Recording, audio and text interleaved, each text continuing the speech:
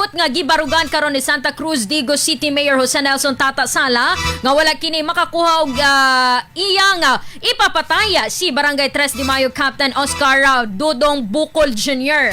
Sa gipagulang video sa social media, gipasabot sa alkalde nga gibadlong lamang niya si Kapitan Bucol tungod trabahante nila kini og mamahimong maapektuhan ng ilang negosyo.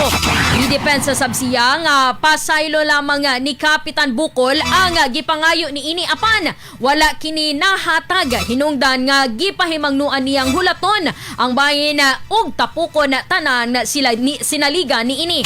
Dugang pa nga mas ganahan pa kini magpaimbestiga sa National Bureau of Investigation kun NBI ug Philippine National Police kun PNP aron mawagtang tanang aligasyon batok kaniya. Batod pa ni Mayor Tata nga bisan na mipanaw na ang maong kapitan, gingong padayon gihapon kining gadawat og share.